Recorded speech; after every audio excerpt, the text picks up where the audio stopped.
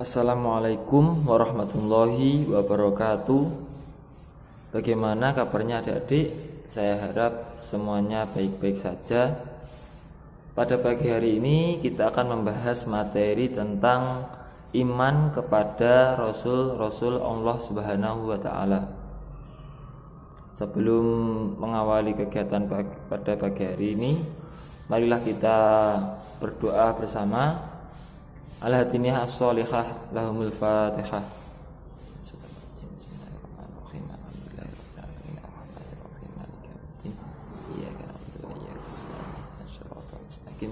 Shiratal ladzina an'amta 'alaihim ghairil maghdubi 'alaihim. Baik, kita akan masuk pada pembahasan kita. Pada pagi hari ini kita akan membahas tentang pengertian iman kepada Rasul-Rasul Allah Subhanahu wa Ta'ala, sifat-sifat Rasul Allah Subhanahu wa Ta'ala, dan tentang tugas-tugas Rasul-Rasul Allah Subhanahu wa Ta'ala. Baik, simak video selanjutnya. Baiklah anak-anak, kita sampai pada materi yang kedua pada mata pelajaran Pendidikan Agama Islam dan Budi Pekerti di semester genap di kelas 11 ini, yang akan membahas tentang iman kepada Rasul-Rasul Allah Subhanahu wa Ta'ala. Jadi iman artinya percaya atau meyakini dengan sepenuh hati. Berarti iman kepada Rasul Allah artinya meyakini atau percaya dengan sepenuh hati bahwa Allah mengutus manusia pilihan untuk menyampaikan firman-firman Allah kepada umat manusia agar umat manusia bisa selamat di dunia dan di akhirat. Lalu apa perbedaan antara Nabi dan Rasul? Nabi artinya manusia pilihan yang diberi wahyu oleh Allah Subhanahu wa Ta'ala untuk dirinya sendiri dan tidak mempunyai kewajiban untuk menyampaikan wahyu atau menyampaikan firman Allah yang didapatkannya kepada umat manusia. Lalu artinya Rasul artinya adalah manusia pilihan Allah Subhanahu wa Ta'ala yang diangkat sebagai utusan untuk menyampaikan firman-firman-Nya kepada umat manusia agar dijadikan pedoman hidup. Jadi kalau Nabi itu diberikan wahyu atau ditunjukkan sesuatu atau mukjizat, diberi mukjizat untuk dirinya sendiri. Lalu kalau Rasul memperoleh wahyu atau memperoleh suatu kelebihan dari Allah Subhanahu wa Ta'ala yang wajib untuk disampaikan kepada umat manusia. Itu. Akan tetapi antara Nabi dan Rasul sebenarnya saling berkaitan.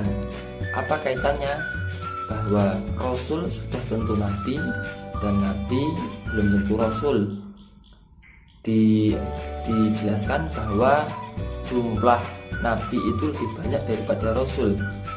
Jumlah Nabi itu sekitar 124.000 orang atau 124.000 manusia.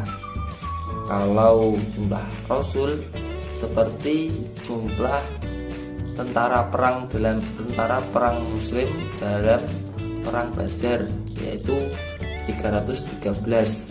Ada yang menyampaikan juga 314 atau 315 itu.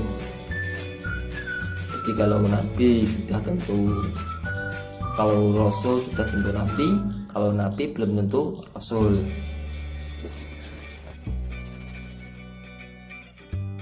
Baiklah, kita membahas subbab yang kedua, yaitu dalil naqli tentang iman kepada Rasul-Rasul Allah. Di sini dicantumkan Quran surat An-Nisa ayat 136 yang berbunyi, A'udzubillahi minasyaitonirrajim. Bismillahirrahmanirrahim. Ya ayyuhalladzina amanu aminu billahi wa rasulihi wal kitabil ladzi nazzala ala rasulihi wal kitabil ladzi anzala min qabl wa man yakfur billahi wa malaikatihi wa kutubihi wa rusulihi wal yawmil akhir faqad dhalla dhalalan ba'ida. Artinya, wahai orang-orang yang beriman, tetaplah beriman kepada Allah dan Rasulnya Muhammad, dan kepada kitab Al-Quran yang diturunkan kepada Rasulnya, serta kitab yang diturunkan sebelumnya. Barang siapa ingkar kepada Allah, malaikat-malaikatnya, kitab-kitabnya, rasul-rasulnya, dan hari kemudian, maka sungguh orang itu telah tersesat sangat jauh. Quran Surat An-Nisa ayat 136. Jadi dari dalil Quran ini kita bisa memahami bahwa selain beriman kepada Rasulullah SAW, kita juga harus mengimani Rasul-Rasul yang lain. Itu adalah kewajiban kita, karena rukun iman kepada Rasulullah adalah rukun iman yang keempat. Maka sebagai orang Islam, sebagai umat Muslim, kita wajib meyakini Rasulullah itu ada dan semuanya adalah benar. Dengan begitu maka iman kita telah sempurna.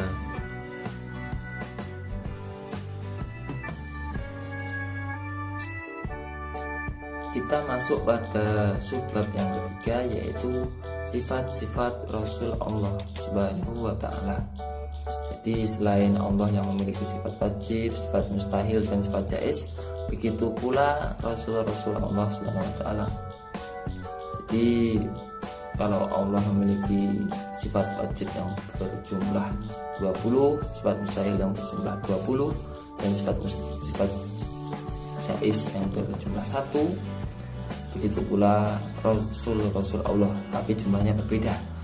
Jadi kalau Rasul Allah itu memiliki sifat wajib 4, sifat mustahil 4, dan sifat jaiz 1, berarti 9. Yang pertama, sifat wajib para Rasul yaitu as-siddiq atau jujur dan membenarkan. Maksudnya jujur di sini bahwa Rasul Allah tidak mungkin berbohong, dan Rasul Allah selalu berkata jujur, tidak pernah sedikit pun istilah kita itu menambahi atau mengada-ada dari perkataannya, bahwa itu murni dari Allah Subhanahu wa Ta'ala. Segala perilaku, ketetapan, dan apapun yang dilakukan oleh para rasul itu sudah diatur atau langsung dalam kendali Allah Subhanahu wa Ta'ala. Itu as-siddiq, jujur ya tadi ya. Nanti lawan katanya atau lawan musuh sifat dari as-siddiq adalah al-kizib, yang artinya berbohong. Tidak mungkin kalau para rasul itu berbohong atau memiliki sifat al-kizib. Yang jelas dan wajib yang dimiliki oleh para rasul adalah as-siddiq. As-siddiq lawannya al-kizib. Lalu masuk pada sifat wajib yang kedua, yaitu al-amanah atau yang dapat dipercaya. Bahwa Rasul Allah tentu saja bisa dipercaya, atau istilah Jawanya digugu oleh umatnya. Jadi tidak mungkinlah Rasul Allah itu al-khianah atau tidak dapat dipercaya. Jadi kalau as-siddiq lawan sifatnya itu adalah al-kizib, kalau al-amanah lawan sifatnya adalah al-khianah atau tidak dapat dipercaya. Tentu saja amanah yang didapatkan dari Allah Subhanahu wa Ta'ala disampaikan dan dapat dipercayai oleh umat dari Rasul tersebut. Lalu sifat yang ketiga adalah at-tabligh atau menyampaikan. Yang jelas bahwa Rasul Allah Subhanahu wa Ta'ala menyampaikan seluruh firman atau seluruh apa yang dikehendaki, apa yang ingin disampaikan Allah kepada umat manusia. Jadi karena Rasulullah Subhanahu wa taala adalah sebagai perantara, maka tidaklah mungkin Rasulullah menyembunyikan, atau lawan sifatnya dari at-tabligh menyampaikan adalah al-kitman, yang menyembunyikan. Tidak mungkinlah Rasulullah itu menyembunyikan sesuatu dari umatnya, bahwa Rasulullah menyampaikan semua yang ia ketahui, yang ia dapat dari Allah Subhanahu wa taala. Kita masuk pada sifat yang keempat, yaitu adalah al-fatonah, yang artinya pandai cerdas. Lawan katanya adalah al-balagh atau bodoh. Jadi kalau Rasulullah itu berdakwah, Rasulullah itu pintar bernegosiasi, seperti Nabi Muhammad itu pandai berdagang, itu jelas. Bahkan pandai berstrategi perang, menata negara, itu jelas karena Rasulullah memiliki sifat fatonah atau cerdas. Setelah membahas tadi sifat wajib dan sifat mustahil, kita masuk pada sifat jaiz. Sifat jaiz Rasul adalah al-ardul basyariyah. Artinya Rasul memiliki sifat-sifat sebagaimana manusia biasa, seperti rasa lapar, haus, sakit, tidur, sedih, senang, berkeluarga, dan lain sebagainya. Jadi selain Rasulullah memiliki sifat-sifat wajib dan mustahil, Rasulullah juga memiliki sifat jaiz. Yang sifat jaiznya itu juga sama seperti manusia. Ya, nanti anak-anak silahkan dibuka Quran surat Al-Kahfi ayat yang terakhir, ayat yang ke-110, yang menerangkan tentang bahwa Rasul Allah itu atau Nabi Muhammad itu juga manusia biasa. Gitu ya. Nanti diterangkan, nanti dibuka dan dibaca ya, dipahami isinya. Terus tapi ada yang berbeda dari Rasul Allah dengan manusia biasa, yaitu bahwa Rasul Allah memiliki keutamaan ismatur Rasul atau maksum. Maksum artinya tidak berdosa atau tidak memiliki dosa. Walaupun seperti dalam cerita kita pernah dengar bahwa Nabi Musa melerai orang yang sedang bertengkar, dan istilah Jawanya itu mengaplak atau memukul orang yang bertengkar itu hingga meninggal, itu juga tidak berdosa, karena kita wajib meyakini bahwa Rasul Allah itu ismatur Rasul, maksum dari segala dosa atau terjaga dari segala dosa. Nanti juga ada ceritanya Nabi Khidir, yaitu kalau belum pernah mendengar silahkan dibaca, dicari di Google atau di YouTube, pasti ada kisah tentang Nabi Musa dan kisah tentang Nabi Khidir yang mengajari Nabi Musa. Itu akan menerangkan tentang sifat maksum dari para rasul. Lalu kita membahas tentang iltizamur rasul, yang artinya, jadi yang dimaksud dengan iltizamur rasul adalah Rasul itu berkomitmen untuk menyampaikan dakwah kepada umatnya. Jadi dakwah Rasul itu tidak setengah-setengah.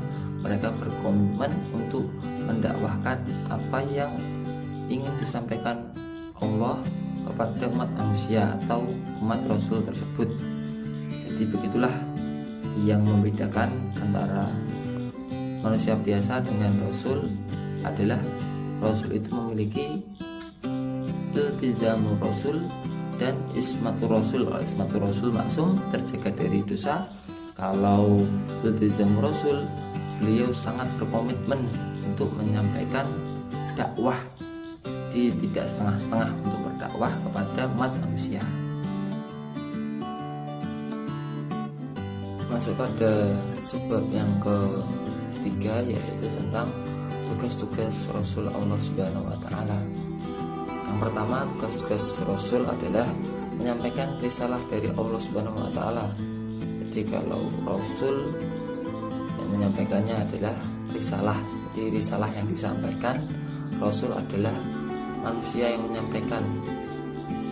Yang kedua adalah mengajak kepada tauhid, yaitu mengajak umatnya untuk mengesahkan Allah Subhanahu wa taala dan menjauhi perilaku musyrik atau menyekutukan Allah Subhanahu wa taala.